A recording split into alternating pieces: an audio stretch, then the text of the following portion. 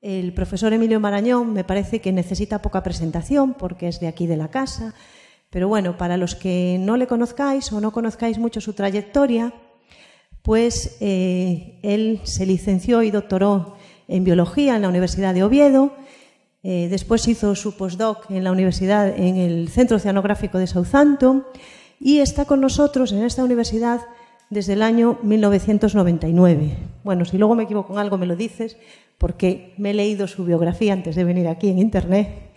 Y básicamente su línea de trabajo es sobre la ecología y el papel y todo el ciclo metabólico del fitoplancton, centrándose pues mucho en aspectos pues, como la respiración, la fijación de nitrógeno y otros aspectos, ¿no? Entonces, bueno, él ha dirigido numerosos proyectos de investigación, tesis en esta facultad también, y tiene pues un montón de trabajos publicados que no pararía y no le dejaría hablar si me pongo a citarlos todos. Entonces ya no me extiendo más, le damos paso a Emilio que nos cuente pues, su historia y su trayectoria de investigación a lo largo de estos años. Venga, cuando quieras. Gracias. He intentado preparar una presentación que va a abordar aspectos de ecología general, de fitoplancton en particular, y también que implica consecuencias para entender cómo funciona la biología del océano. Entonces me gusta empezar citando esta frase. Bueno, y ante todo agradeciendo a todas las personas que me han acompañado y me acompañan aún en este interés por la ecología del fitoplancton, que están ahí indicadas. Me gusta citar esta frase de Lewis y Lewontin, porque es evidente la primera parte de la frase, ¿por qué necesitamos la ciencia? La ciencia se hace posible, en gran medida, buscando similaridades. En ecología, en biología tal vez en general, y en particular en ecología, a veces se nos ha criticado porque nos ocupamos mucho de los detalles. Cada especie es un mundo, cada especie es diferente. La macroecología es una aproximación ecológica que lo que intenta es buscar principios generales válidos para diferentes especies y para diferentes ecosistemas. Reglas generales. He puesto, como voy a estar hablando evidentemente de alometría y del efecto del tamaño corporal, he puesto la inevitable fotografía del ratón y el elefante. Ambos son mamíferos y ambos son homeotermos. Evidentemente, un elefante no puede estar hecho igual que un ratón. El peso del elefante aumenta con el cubo de su longitud. La resistencia de las patas del elefante aumenta con el cuadrado de su longitud. Esto tiene unas repercusiones muy grandes cuando se trabaja en muchos órdenes de magnitud de diferencia de tamaño. Entonces, si el elefante tuviera las patas proporcionales a las del ratón, colapsaría. Por la misma razón, el ratón se va a enfrentar a otro tipo de problemas. Por ejemplo, para mantener su temperatura corporal, lo va a pasar peor, porque la difusión del calor es muy rápida porque tiene una relación superficie-volumen muy grande. Es decir, el tamaño corporal aparece como un rasgo funcional, un rasgo o una característica de las especies que es crucial para entender su biología, su distribución, su abundancia e incluso su evolución. Y de ahí salen uno de los primeros patrones macroecológicos. La charla entonces, ¿de qué va? Pues va de revisar 2 o 3 grandes relaciones macroecológicas que parece ser que funcionan en macroorganismos, en organismos macroscópicos. Pues vamos a verificar hasta qué punto son válidas o no para el fitoplancton.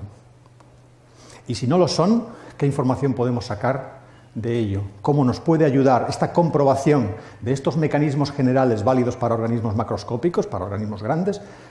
Si no se cumple en fitoplancton, ¿qué conclusiones vamos a sacar de ello?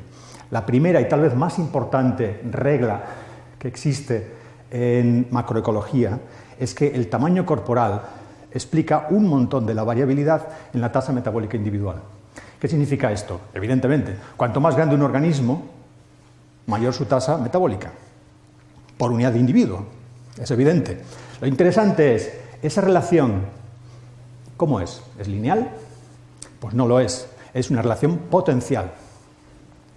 Cuando se toman logaritmos, se convierte en una relación lineal. La pendiente de la relación logarítmica entre tasa metabólica y tamaño no es 1, es 3/4. Esto fue descubierto por primera vez por un fisiólogo alemán, Kleiber, en los años 30 del siglo XX. Y es fundamental porque implica, básicamente, que cuando aumenta el tamaño corporal, la tasa metabólica no aumenta a la misma velocidad, aumenta más despacio. Volveremos sobre esta regla de Kleiber más tarde. Insisto, es seguramente una de las pocas leyes que existen en ecología, y la cuestión es hasta qué punto se cumple o no se cumple en fitoplancton. Aquí los rangos de tamaño son verdaderamente extraordinarios. Va desde microalgas, que son los cuadrados verdes, hasta secuoyas, que son también cuadrados verdes, pero están en el extremo contrario, ¿de acuerdo? Es decir, estamos hablando de una manifestación de un patrón macroecológico a lo largo de escalas de tamaños verdaderamente enormes. Otra regla es que la temperatura acelera el metabolismo. Fijaos que en estos gráficos la temperatura está expresada como un inverso. Estos gráficos se denominan gráficos de Arrhenius. La temperatura está presente en valores inversos, ¿de acuerdo? Entonces, esas pendientes que veis ahí, lo que quieren decir es efecto positivo de la temperatura sobre la tasa metabólica, que nadie se engañe. Y es la manifestación de una propiedad común a muchísimas reacciones químicas y en general a las reacciones biológicas. Al aumentar la temperatura, dentro de un rango favorable fisiológicamente, el metabolismo se acelera. Y fijaos que la pendiente de estas relaciones es común a organismos muy diferentes. De nuevo, una manifestación de un patrón macroecológico que queremos ver si se verifica o no en fitoplancton. Y por último, la temperatura también afecta al tamaño corporal. De tal manera que generalmente, y ciertamente en microorganismos, en pequeños invertebrados también, en general, como veis, el aumento de la temperatura causa una disminución del tamaño corporal. Entonces, esto es importante porque veremos dentro de poco que la estructura de tamaños del fitoplancton es fundamental para entender a este componente ecológico. El problema de los microorganismos es que, como no los vemos directamente, no es fácil darse cuenta de lo enormemente diferentes que son en tamaño. Mientras que la comparación ratón-elefante es bastante evidente, la comparación, qué sé yo, diatomea grande, tipo Coscinodiscus, que aparece ahí representada, frente a una pequeña cianobacteria tipo Prochlorococcus, esa comparación no es para nada evidente. Bueno, pues el rango de tamaños con el que nos encontramos es realmente monumental. Fijémonos aquí, estas dimensiones son dimensiones lineales, no es volumen, son dimensiones lineales. Estamos hablando que el alga más pequeña, por ser correctos, no el alga, la cianobacteria fotosintética más pequeña, que es Prochlorococcus, es A, la diatomea más grande, o una de las diatomeas más grandes, como por ejemplo Coscinodiscus, igual que un pez es a la ciudad de Manhattan. Estamos hablando de un rango de tamaños muy grande, que por lo menos es de 7 u 8 órdenes de magnitud en volumen. Y vamos a ver, es una cosa sabida, que el metabolismo, muchísimas diferentes propiedades del fitoplancton se ven afectadas por el tamaño. La captación de recursos, la utilización de los recursos, la tasa de crecimiento y también el grado de susceptibilidad a la predación o a la sedimentación. Nos interesa saber si el efecto del tamaño sobre las propiedades del fitoplancton es o no el mismo que en los grandes patrones macroecológicos, no simplemente por una cuestión de interés académico, es decir, hasta qué punto estas reglas macroecológicas verdaderamente son válidas para los microorganismos. También nos interesa porque la estructura de tamaños del fitoplancton es un aspecto crucial de la biología del océano. ¿Por qué? Pues porque desde el punto de vista ecológico y biogeoquímico, las diferentes zonas del océano donde dominan organismos de diferentes tamaños se comportan de una manera completamente distinta. Por ejemplo, la ruta trófica dominante, allí donde dominan las pequeñas células, que las llamamos del pico fitoplancton, células de 1 a 2 micras de diámetro, la estructura trófica dominante es lo que llamamos red microbiana. Eso es una estructura que no favorece para nada la exportación y lo que favorece es el reciclado de los nutrientes. Por tanto, estos sistemas no son sistemas que sostengan pesquerías, ni tampoco que grandes flujos verticales. Por el contrario, allí donde dominan las células grandes, ¿qué va a pasar? Primero, que la sedimentación es mucho más rápida, porque son células más grandes, sedimentan más rápido, y segundo, que se establecen unas relaciones tróficas con menos pasos, unas redes, o unas, por mejor decir, cadenas tróficas más simples, lo cual permite una transferencia más eficiente de la materia desde la producción primaria hacia los niveles tróficos superiores. Es decir, ecológicamente y biogeoquímicamente, estas zonas del océano dominadas por células pequeñas o grandes se comportan muy diferentemente. Bueno, si queremos entonces abordar si la regla de Kleiber de los 3/4 se cumple o no se cumple, pues conviene tener presente una pequeña cuestión matemática, y es que una tasa metabólica se puede expresar por unidad de individuo o, con frecuencia se hace, por unidad de masa del organismo. Bien, si se expresa por unidad de individuo, es el gráfico de antes que tenéis ahí, donde se puede ver la pendiente de los 3/4 que decíamos antes. ¿Qué pasa si yo divido la tasa metabólica por la masa? Ahora lo que estoy haciendo es convertir una propiedad que era, pues yo qué sé, gramos de carbono por individuo y por unidad de tiempo producido, lo divido por los gramos de carbono y por individuo que tengo. ¿Y qué unidades me quedan? Me quedan unidades de tiempo a la -1. En la práctica estoy convirtiendo esto en esto. Y lo único que quiero decir es que si yo tengo inicialmente una relación alométrica quiere decir que la pendiente no es 1. Una pendiente distinta de 1. Tengo una pendiente de 3/4. ¿Qué va a pasar? ¿En qué se me convierte entonces mi relación cuando divido por la masa? En una pendiente negativa de -1/4. ¿Vale? Simplemente viene de dividir masa elevado a 3/4, si lo divido por masa me queda masa elevado a -1/4. Con lo cual, con lo que estamos aquí es con dos formas diferentes de representar, y lo clarifico porque después van a aparecer estas ambas formas de representación, pero que en ambos casos es metabolismo frente a tamaño. Y que en la práctica lo que significa esta relación es que cuanto más pequeño el tamaño del organismo, más rápida es la renovación de su biomasa. Y explica el hecho de que en el océano, el metabolismo del océano, en términos de, por ejemplo, respiración, no está dominado ni por los peces ni por las ballenas, está dominado por el plancton microbiano. Bueno, un ejemplo. Cuando Gulliver llegó a Lilliput, después de haber naufragado, estaba claramente hambriento, y entonces los liliputienses se dieron cuenta de que tenían que darle de comer. El problema era cuánta comida darle a este gigante, a este hombre montaña. Bien, si asumimos que la altura de un liliputiense promedio equivale a la longitud del dedo corazón de Gulliver, digamos unos 7 centímetros, y si asumimos que Gulliver medía de alto 1,8 metros, 1,80, pues entonces podemos calcular que en términos de peso, de biomasa, Gulliver equivaldría a casi 18.000 liliputienses. ¿Queréis saber cuánta comida le dieron en realidad? No le dieron 18.000 veces más. Le dieron 1.700 veces más. Si hacemos las matemáticas, resulta que están aplicando una pendiente de la relación logarítmica entre tasa metabólica y tamaño de 3/4. Esto fue Swift en 1726.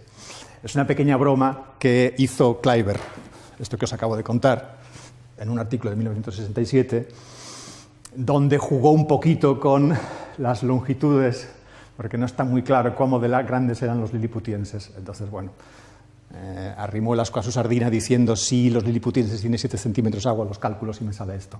Pero ciertamente, sin quererlo y sin saberlo, Jonathan Swift estaba aplicando de algún modo una alometría, porque los liliputienses son muy pequeñitos, y en cambio la comida que recibe Gulliver no es, ya digo, 10.000, 20.000 veces más, sino lo del orden de 1.000 veces más. Estas son relaciones logarítmicas y lo que puede parecer una pequeña cosa, pendiente de 1, pendiente de 0,75, tampoco hay que preocuparse, tiene unas repercusiones muy grandes, de órdenes de magnitud. Bien, ya centrándonos en el fitoplancton, se sabe que en general la tendencia del fitoplancton es a tener unas tasas de crecimiento, y también quiero clarificar aquí, fijaros las unidades en días a la menos 1. ¿Qué significa esto? Es equivalente a una tasa metabólica por unidad de biomasa, ¿vale? Tasa de crecimiento es equivalente a una tasa metabólica por unidad de biomasa, tiene unidades de tiempo a la menos 1.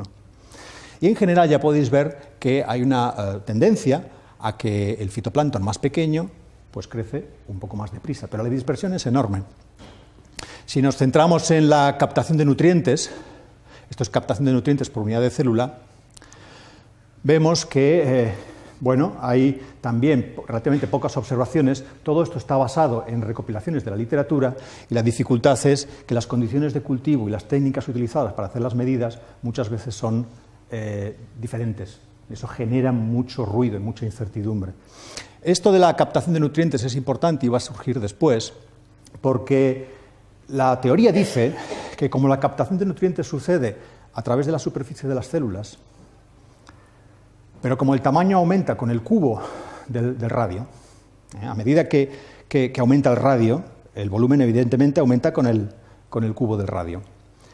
Pero la superficie no va a aumentar con el cubo, va a aumentar con el cuadrado del radio. La predicción teórica, por tanto, es que la tasa de captación de nutriente debería ser proporcional al volumen celular elevado a 0,66, elevado a 2/3. Y esto es lo que sale en esta revisión, además clavado. Pero he señalado aquí que el ruido es grande, y tenemos aquí unos outliers, por ejemplo, que si los consideramos, que si los eliminamos nos hace cambiar bastante la situación, y en general hay bastante dispersión. Entonces, lo que quiero demostrar con esto es que es necesario hacer medidas en condiciones estandarizadas para poder caracterizar estas relaciones con precisión. Y esto fue lo que hicimos. Durante 1 año y medio, literalmente, estuvimos cultivando diferentes algas de fitoplancton, 22 especies distintas, a lo largo de un rango de tamaños bastante amplio, de 7 órdenes de magnitud, como podéis ver. ¿Y qué fue lo que encontramos? Pues que el metabolismo, tanto la fotosíntesis como la respiración, no se relaciona con el volumen de manera, con una pendiente de 3/4, para nada. Sale una pendiente de 0,9. Es decir, a esto se le llama, si hubiera salido 1, podemos decir relación isométrica. Relación isométrica, que significa que si el volumen es 10 veces más grande, pues la tasa metabólica es 10 veces más grande. No sale 1, pero casi, sale 0,9, estadísticamente distinto de 3/4. Y por tanto, podemos concluir y concluimos que el metabolismo del fitoplancton no cumple la regla de los 3/4. En cierto modo, es como si las diatomeas fuesen ratones con el metabolismo de un elefante. Verdaderamente eso es lo que pasa. Las células grandes de fitoplancton crecen mucho más deprisa de lo que deberían. En campo hemos encontrado exactamente lo mismo también. Montones de observaciones, estas solo son unos ejemplos, también tenemos ejemplos en zonas costeras, de relación entre tasa metabólica y tamaño con pendientes de en torno a 1. Si nos centramos con un poco más de cuidado en esta representación, la de la izquierda, que esto es tasa de fotosíntesis, fijación de carbono frente al volumen. Fijaos que los R cuadrados de estas relaciones son altísimos, es decir, el coeficiente de variabilidad explicada es siempre más de 0,95, 0,96.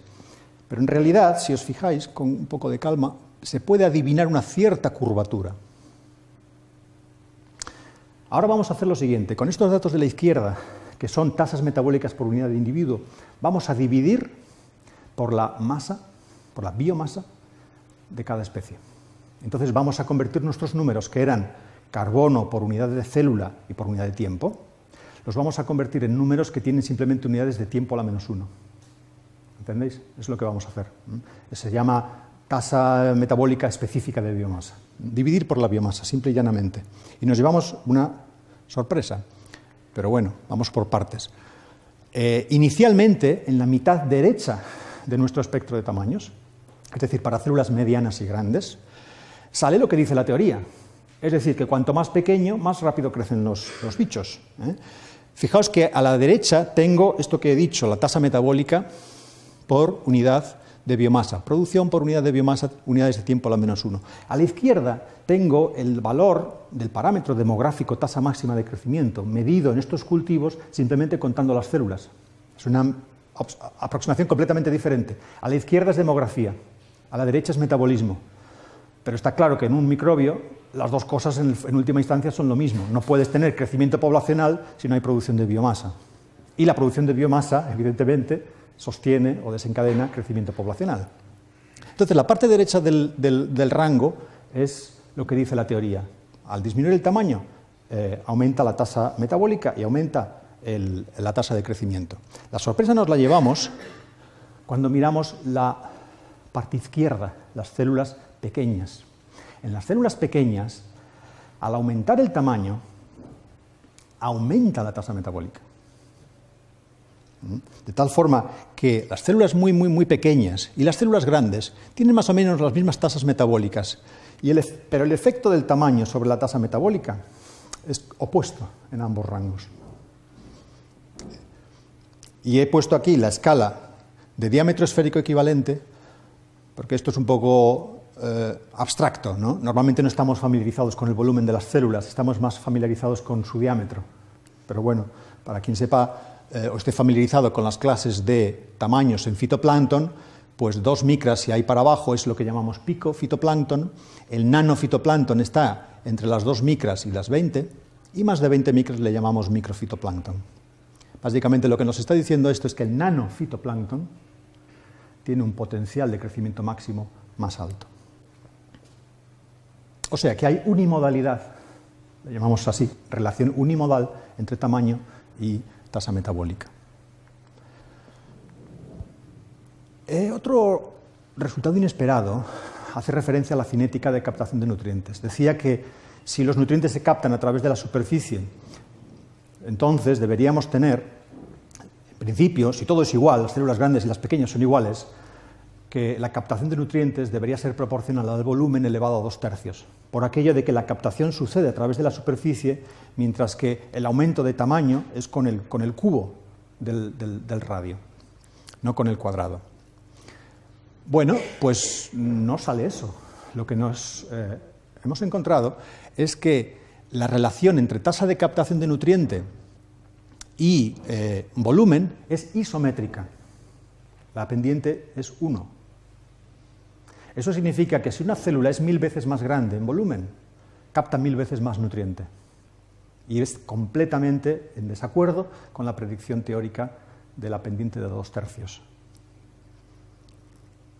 Y aún más interesante es si relacionamos la tasa de captación de nutriente con el contenido de nitrógeno mínimo que necesitan las células para crecer, ¿vale? Esto se llama Q-min. Q-min, no voy a explicar cómo se midió, pero básicamente es simplemente una indicación de cuál es el contenido mínimo de nutriente que necesitan las células para poder crecer.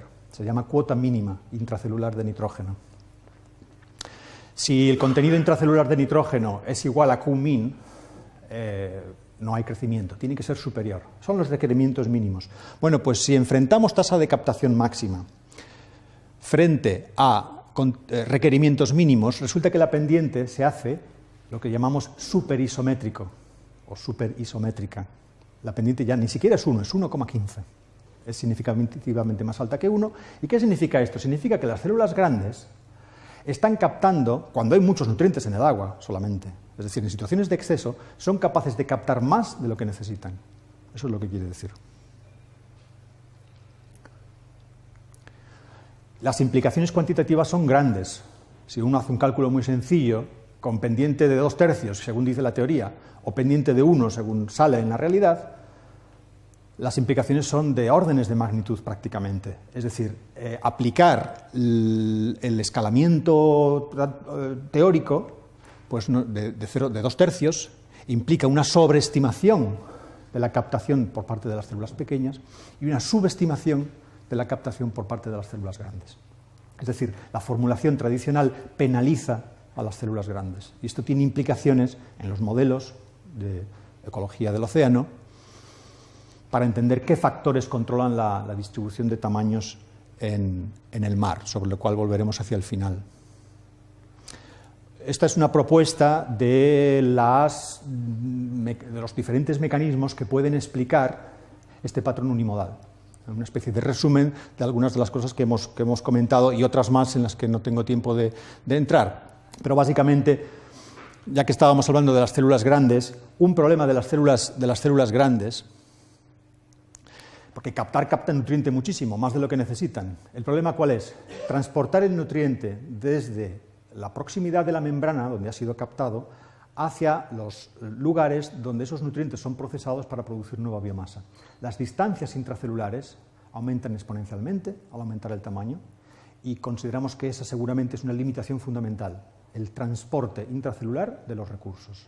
Otra limitación puede ser la absorción de luz, porque al aumentar el tamaño aumenta el efecto de autoapantallamiento que denominamos, es decir, que unas moléculas de pigmento dan sombra a otras, básicamente. Ambos procesos pueden estar implicados.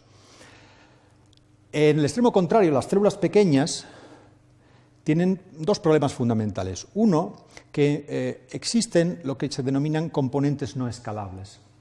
Cuando cambia el tamaño de un organismo unicelular, no todos los componentes, o mejor dicho, la contribución en masa o volumen ocupado de todos los componentes al total de la célula no es constante. Y lo pongo un ejemplo muy fácil de entender. Las membranas de la célula tienen unos grosores estándar, por así decir, estables, que no cambian, constantes. Si yo tengo una célula muy pequeña, en términos proporcionales, la cantidad de materia presente en las membranas con respecto a toda la célula es más grande, en términos de porcentaje ocupado. Quien dice eso, también con el material genético se puede hacer el mismo razonamiento. Se denominan componentes no escalables. Y estos componentes no escalables, cuya porcentaje de contribución al volumen total aumenta al disminuir el tamaño, limitan el espacio disponible para catalizadores, para enzimas que son los responsables del metabolismo y en última instancia del crecimiento.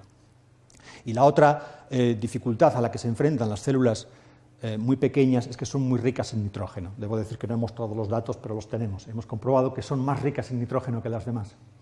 Entonces, por unidad de volumen, las células pequeñas necesitan más nitrógeno, pero por unidad de volumen captan la misma cantidad de nutriente que las grandes. Entonces, finalmente, tienen esas limitaciones. Al aumentar el espacio disponible, al aumentar el tamaño, aumenta el espacio disponible para los enzimas y también aumenta la relación entre la capacidad de captación y el contenido mínimo para crecer. Y eso favorece el que aumente la tasa metabólica, pero solo hasta llegar a un punto. Superado un punto, empieza a ver las limitaciones que comentaba antes. Distancias intracelulares y el efecto de disminución en la absorción de la luz. El diseño de este cacharro, con los dos botones tan cercanos, bueno. Esto es, por tanto, la propuesta de mecanismos que pueden controlar o explicar esa unimodalidad entre metabolismo y tamaño en fitoplancton, y luego retomaremos esta idea de que parece ser que las células de tamaños intermedios están mejor preparadas para explotar episodios de condiciones altas de elevados nutrientes. Y una ilustración de esto lo podemos ver aquí. Lo que hicimos en este caso fue recopilar 70 proliferaciones de fitoplancton, 70 muestras en aguas costeras donde había mucha cantidad de fitoplancton. Y lo que hicimos fue simplemente caracterizar qué especies y qué tamaños tenían, qué especies dominaban, quiero decir, la proliferación y qué tamaños tenían. Entonces, cuando veis ahí que pone especie 1, especie 2, especie 3, ¿qué quiere decir? Especie 1 es la que contribuía más a la biomasa total. La 2, la segunda que más contribuía, es como el podium de especies que más contribuyen a la biomasa total en cada una de estas proliferaciones. Y es un diagrama de frecuencias donde se ve con qué frecuencia estas especies dominantes aparecen en diferentes clases de tamaños. Las clases de tamaños están indicadas en diámetro esférico equivalente. Y ya podéis ver que es, de nuevo, una relación unimodal. Es decir, las proliferaciones tienden con más frecuencia a estar dominadas o protagonizadas por especies de tamaños intermedios. Y el gráfico de la derecha ilustra lo mismo, solo que con otro tipo de información. Aquí nos podemos fijar sobre todo en los cuadrados y los triángulos. Veis cómo ahí de nuevo es unimodal. Lo digo porque el otro, esto de biomasa baja, se refiere a sistemas de océano abierto, es decir, no a proliferaciones. Pero esto de aquí son aguas medianamente ricas o aguas muy ricas en fitoplancton. Y en ambos casos, de nuevo, la misma distribución. Las clases dominantes son intermedias. Bueno, vamos a hablar un poco de la posible importancia de la temperatura respecto al tamaño. Habíamos dicho que hay este patrón en protistas unicelulares de que al aumentar la temperatura disminuye el tamaño. Esto es una cosa observada en laboratorio con frecuencia y hay quien ha propuesto que esto podría tener importancia para controlar o para explicar la variabilidad de la estructura de tamaños en el mar. Y tiene relevancia porque el mar se está calentando. Bueno, lo que hicimos fue una revisión de observaciones de biomasa y producción primaria de fitoplancton en muchas clases de tamaños en todo el mundo, allá es donde pudimos encontrar datos, con lo cual recopilamos datos de aguas templadas, de aguas frías, de aguas cálidas. Y lo que nos encontramos fue que independientemente de la temperatura hay una relación muy consistente entre concentración de clorofila, que es un indicador de biomasa de fitoplancton, y la presencia de células grandes. Es decir, cuando hay poca producción, hay siempre muy pocas células grandes, contribuyen muy poco a la biomasa total. A medida que aumenta la disponibilidad de recursos y aumenta la biomasa presente en el sistema, aumenta la importancia de las células grandes. Como veis, los distintos puntos son distintas temperaturas, pero no hay diferencias, es decir, demuestra que la temperatura no parece ser un factor importante. Esto aquí tal vez lo vemos mejor, a la derecha son todas las localidades de estudio, y ya se ve que la relación entre temperatura y estructura de tamaños es inexistente. Entonces todo apunta a que los recursos son importantes. El problema es medir el suministro de recursos. Esto no es trivial. Hay quien lo hace a veces determinando la concentración de nutriente disuelto. Si no hay nada mejor se puede intentar, pero la concentración de un nutriente disuelto no es un buen indicador de suministro. Y lo explico. A veces en el agua no hay nutriente. ¿Por qué? Porque se acaba de consumir, porque ha habido una gran proliferación. Entonces, yo puedo tener una situación de muchísimo fitoplancton con cero de nutrientes. Esto aquí en la ría de Vigo lo vemos continuamente. Con lo cual, la propia concentración por sí misma muchas veces falla como un indicador de suministro de nutriente. En otras ocasiones puede haber mucho nutriente y poca biomasa de fitoplancton. ¿Por qué? Porque es la luz la limitante. Entonces, un índice de suministro de recursos tiene que tener en cuenta la disponibilidad de nitrato, bueno, de nutriente, he usado nitrato en este caso, y también tiene que tener en cuenta la profundidad de la capa de mezcla. Entonces, no voy a entrar en los detalles particulares de cómo lo hemos calculado, pero sí que se tenga presente que este índice de suministro de recursos tiene en cuenta esos dos factores. La disponibilidad de nutriente, que viene indicada por la concentración de nitrato en la base de la capa fótica, por un lado. Y por otro, tiene en cuenta también la estratificación. Por eso veis que aparece por ahí este delta de sigma t. Eso no es más que la diferencia de densidades entre el agua superficial y la base de la capa fótica, porque la estratificación o la mezcla afecta a la entrada difusiva de nutriente a la capa fótica. Y por último, el tema de la luz, que aparece recogido en este término. Este término lo que nos dice es que cuando la capa de mezcla es sumamente profunda, que significa que hay una mezcla muy intensa, puede superar a la profundidad de la capa fótica. ¿De acuerdo? Los organismos se van a ver inevitablemente expuestos a niveles de luz muy bajos, si la mezcla es muy intensa con respecto a la profundidad de la capa fótica. Bueno, es un índice de suministro de recursos que puede servir para caracterizar grandes zonas del océano, y lo que podemos comprobar es que efectivamente el suministro de recursos afecta o controla la estructura de tamaños. A medida que los recursos entran en mayor intensidad, vamos a tener una mayor dominancia de células grandes. Esto es importante, como decía, porque si el océano se está calentando, es importante tener presente la repercusión de este calentamiento en diferentes regiones. Si fuese un efecto solamente de la temperatura sobre el tamaño, la película es una. Si en realidad son los recursos, la película es bien diferente. Por eso es importante. En bajas latitudes, lo que está pasando es que el calentamiento hace disminuir la entrada de nutrientes, por la sencilla razón de que las aguas se estratifican más. El agua superficial está más cálida, las termoclinas son más intensas y la entrada de nutrientes a la capa fótica es menor. Habiendo menos recursos, quien más se va a ver perjudicado son las células grandes. Por tanto, aumentará la importancia de las células pequeñas en los lugares de las bajas latitudes, en las regiones oceánicas de bajas latitudes. En altas latitudes la situación es diferente. ¿Por qué? Porque en altas latitudes, en mares polares, muchas veces es la mezcla intensa lo que dificulta la producción del fitoplancton. Una mezcla muy intensa que hace, pues hace que parte del tiempo las células están recibiendo muy poca luz. Entonces, desde ese punto de vista del recurso luz, un calentamiento del océano superficial favorece un poco de estratificación, un poco de estabilidad y beneficia a la producción primaria. Bien, pues ahí, ¿qué vamos a esperar? Que aumenta la importancia de las células grandes. Es un ejemplo de cómo el mismo proceso de cambio global en regiones diferentes del océano puede tener repercusiones contrapuestas. Y la última sección a la que me voy a referir, la última de estas reglas que hemos estado revisando. Primero hemos visto la relación tamaño-tasa metabólica, después hemos visto la relación temperatura-tamaño y por último vamos a ver la relación temperatura-tasa metabólica. Parece un trabalenguas esto, pero primeramente hemos visto el escalamiento del metabolismo con el tamaño y hemos visto que el fitoplancton se salta la regla claramente. ¿Por qué? Porque si cumpliera la regla, cuanto más pequeñas las células, más deprisa tendrían que crecer, y no es así.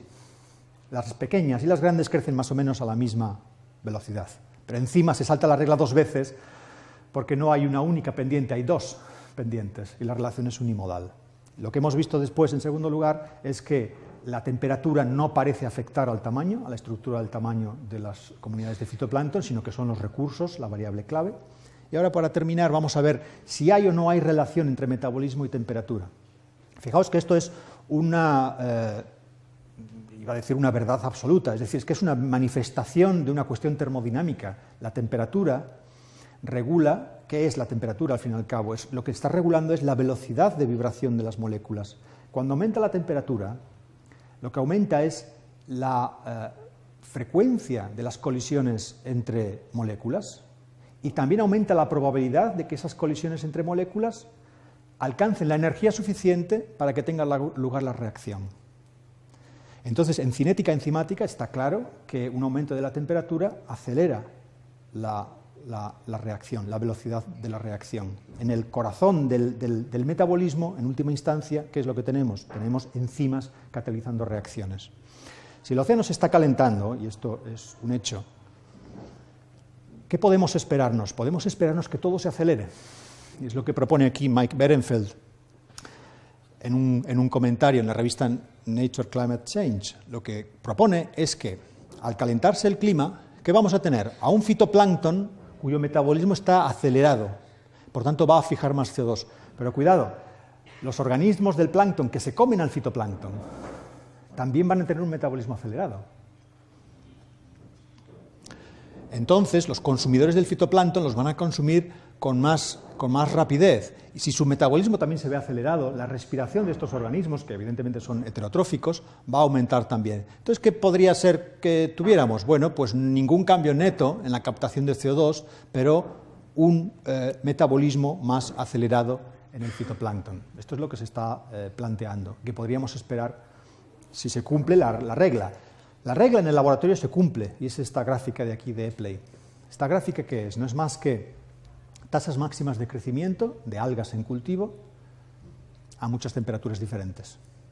No son las mismas algas, claro, las algas que les gustan estas temperaturas son distintas de estas, son algas distintas, ¿de acuerdo?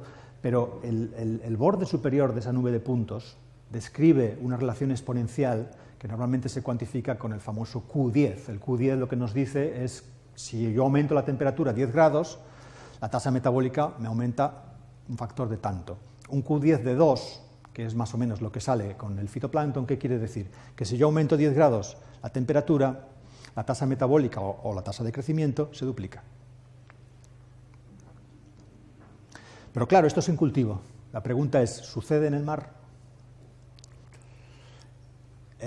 Hay indicios de que tal vez no suceda. ¿Por qué? Pues porque hay algún experimento que demuestra que esta respuesta al aumento de la temperatura se ve afectado por la disponibilidad de recursos.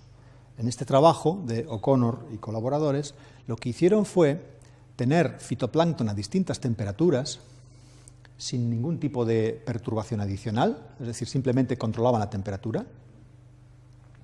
Y luego tenían un tratamiento adicional donde controlaban, hacían cambios en temperatura, pero además habían añadido nutrientes. Cuando habían añadido nutrientes sí que se veía una respuesta a la temperatura. Esto es lo esperado. Aumenta la temperatura, aumenta la tasa metabólica. Sin embargo, cuando no había nutrientes, prácticamente, bueno, de hecho, no había respuesta. ¿Qué sucede? Que en el océano, la inmensa mayoría de la superficie del océano, la mayor parte del tiempo, está limitada por nutrientes. La limitación por nutrientes es algo muy extendido en el océano. Por tanto, era posible esperar que pudiera haber una interacción. En el fondo estamos hablando de una interacción entre el efecto de la temperatura y el efecto de los recursos. Y lo que hicimos, por tanto, fue recopilar una serie de medidas que teníamos en diferentes regiones. Teníamos la producción, medida mediante la captación de un isótopo, y teníamos la biomasa. Tan simple como eso, producción dividido por biomasa, de nuevo, unidades de tiempo a la -1. ¿Eso qué es? Una tasa de renovación, una tasa de crecimiento.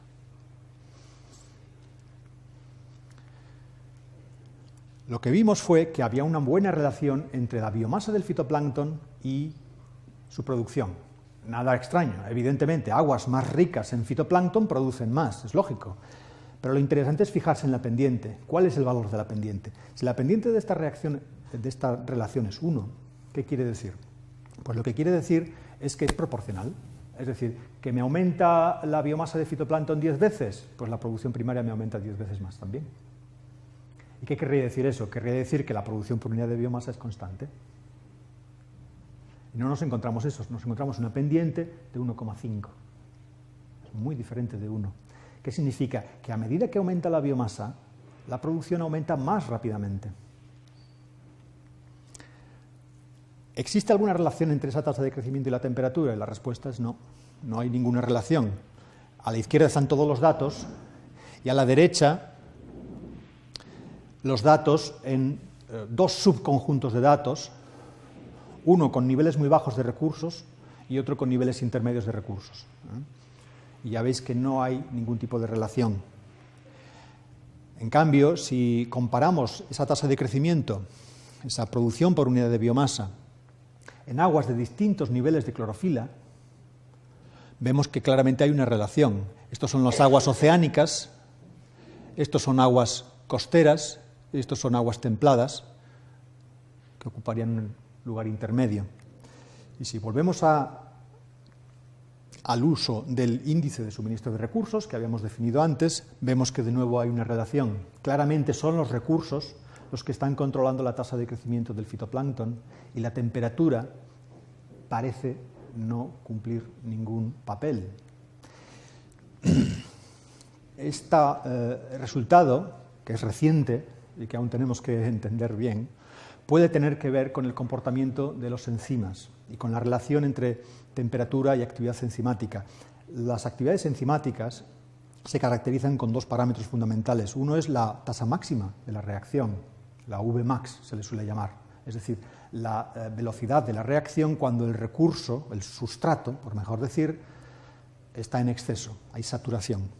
Pero el otro parámetro importante es la constante de Michaelis-Menten, también se le llama la constante de semisaturación, que es un indicador de la afinidad del enzima por el sustrato, que básicamente lo que nos está diciendo es la pendiente inicial de la curva en la relación entre velocidad enzimática y sustrato. Bueno, aquí lo que quiero mostrar es que, o ilustrar, es que, de acuerdo, la tasa máxima de las reacciones enzimáticas es dependiente de la temperatura y en promedio tiene un Q10 de 2. Si me aumenta 10 grados la temperatura, la tasa máxima de la reacción enzimática que sea, se duplican. La cuestión es, la K sub m, la constante de semisaturación o constante de Michaelis-Menten, también es dependiente de la temperatura. ¿Qué quiere decir esto? Quiere decir que cuando aumenta la temperatura, no es simplemente que el enzima trabaja mucho más deprisa cuando hay mucho sustrato. No, también es que se hace menos eficiente cuando hay poco sustrato. No sé si me explico. Es decir, no es que se conserve la constante de semisaturación y aumente simplemente la Vmax. Las dos aumentan. Y entonces he hecho aquí una pequeña ilustración, un pequeño ejemplo.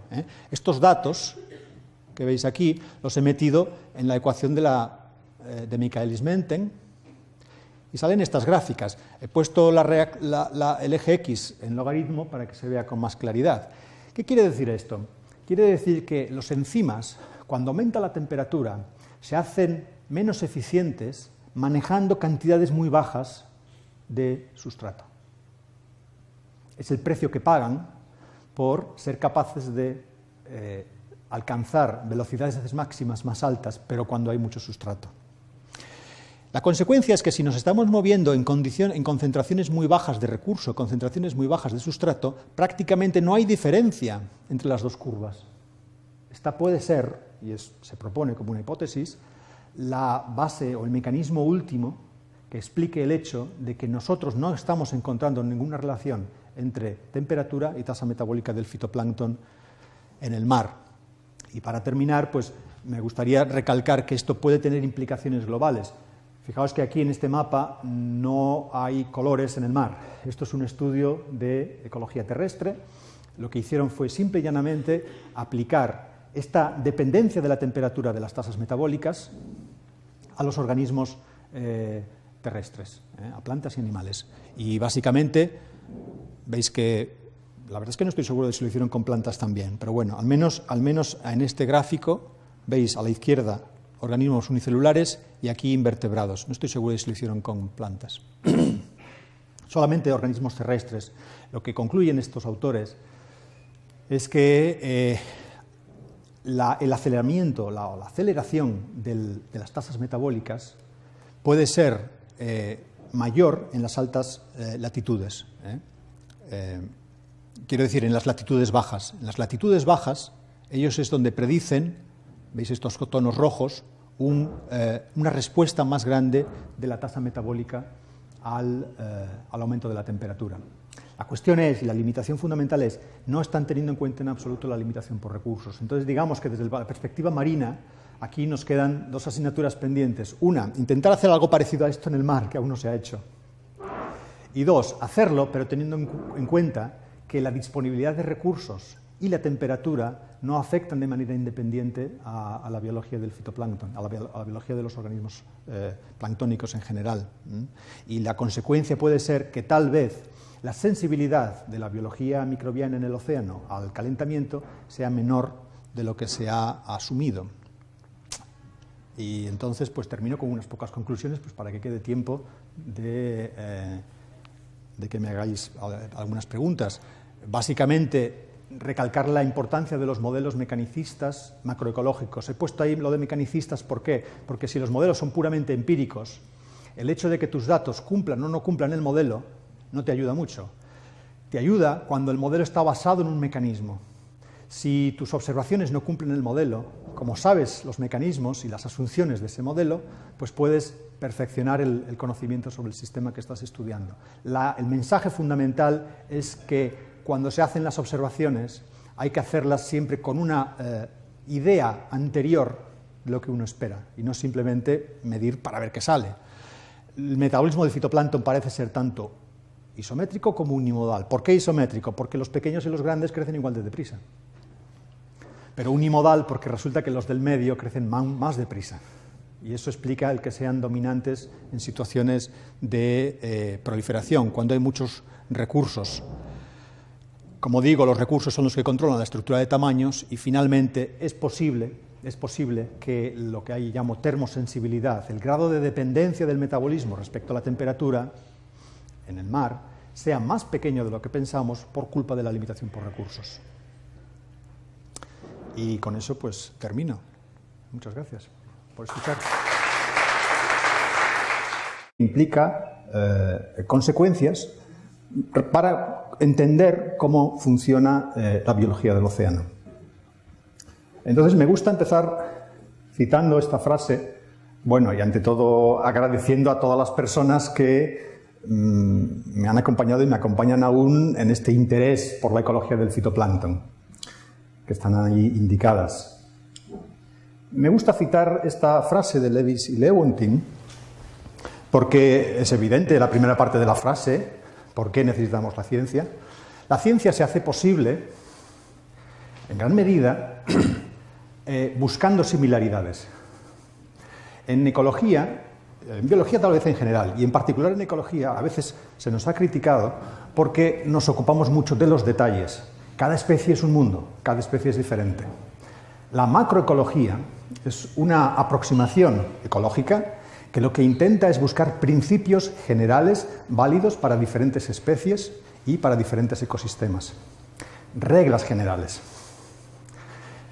He puesto, como voy a estar hablando evidentemente de alometría y del efecto del tamaño corporal, he puesto la inevitable fotografía del ratón y el elefante. Ambos son mamíferos y ambos son homeotermos. Evidentemente, un elefante no puede estar hecho igual que un ratón. El peso del elefante aumenta con el cubo de su longitud. La resistencia de las patas del elefante. El profesor Emilio Marañón me parece que necesita poca presentación porque es de aquí de la casa, pero bueno, para los que no le conozcáis o no conozcáis mucho su trayectoria, pues él se licenció y doctoró en biología en la Universidad de Oviedo, después hizo su postdoc en la universidad, en el Centro Oceanográfico de Southampton, y está con nosotros en esta universidad desde el año 1999. Bueno, si luego me equivoco en algo me lo dices, porque me he leído su biografía antes de venir aquí en Internet. Y básicamente su línea de trabajo es sobre la ecología y el papel, y todo el ciclo metabólico del fitoplancton, centrándose pues mucho en aspectos pues, como la respiración, la fijación de nitrógeno y otros aspectos, ¿no?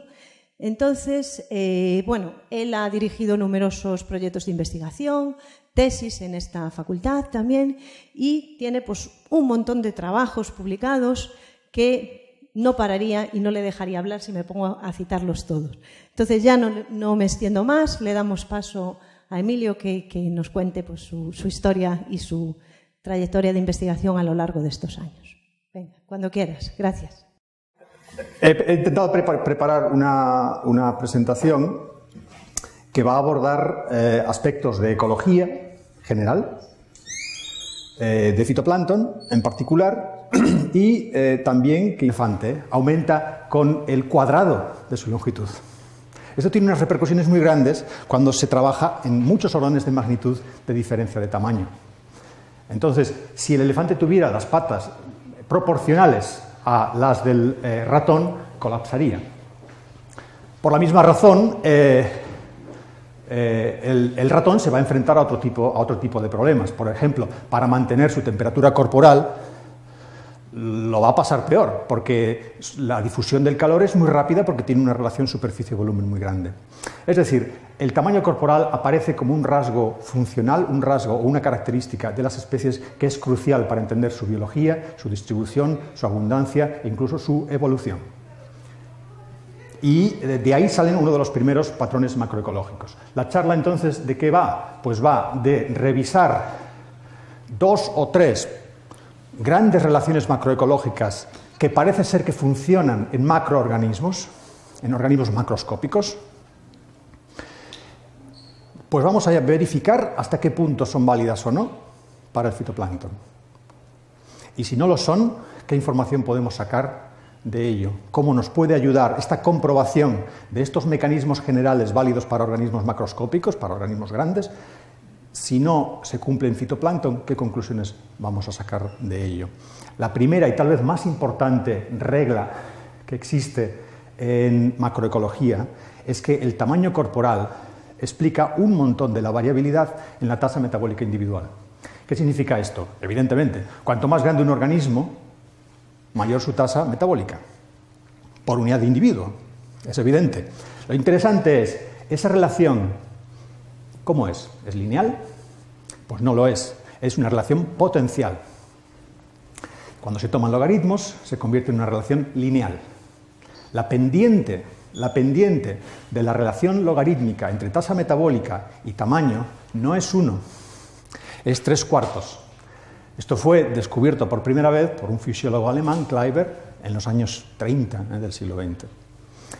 Y es fundamental porque implica, básicamente, que cuando aumenta el tamaño corporal, la tasa metabólica no aumenta a la misma velocidad, aumenta más despacio. Volveremos sobre esta regla de Kleiber más tarde. Insisto, es seguramente una de las pocas leyes que existen en ecología, y la cuestión es hasta qué punto se cumple o no se cumple en fitoplancton. Aquí los rangos de tamaño son verdaderamente extraordinarios. Va desde microalgas, que son los cuadrados verdes, hasta secuoyas, que son también cuadrados verdes, pero están en el extremo contrario, ¿de acuerdo? Es decir, estamos hablando de una manifestación de un patrón macroecológico a lo largo de escalas de tamaños verdaderamente enormes. Otra regla es que la temperatura acelera el metabolismo.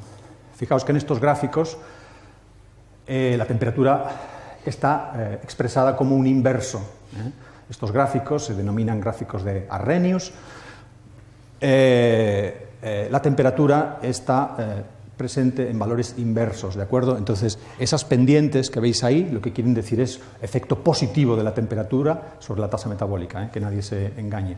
Y es la manifestación de una propiedad común a muchísimas reacciones químicas y en general a las reacciones biológicas. Al aumentar la temperatura, dentro de un rango favorable fisiológicamente, el metabolismo se acelera. Y fijaos que la pendiente de estas relaciones es común a organismos muy diferentes. De nuevo, una manifestación de un patrón macroecológico que queremos ver si se verifica o no en fitoplancton. Y por último, la temperatura también afecta al tamaño corporal. De tal manera que generalmente, y ciertamente en microorganismos, en pequeños invertebrados también, en general, como veis, el aumento de la temperatura causa una disminución del tamaño corporal. Entonces, esto es importante porque veremos dentro de poco que la estructura de tamaños del fitoplancton es fundamental para entender a este componente ecológico. El problema de los microorganismos es que, como no los vemos directamente, no es fácil darse cuenta de lo enormemente diferentes que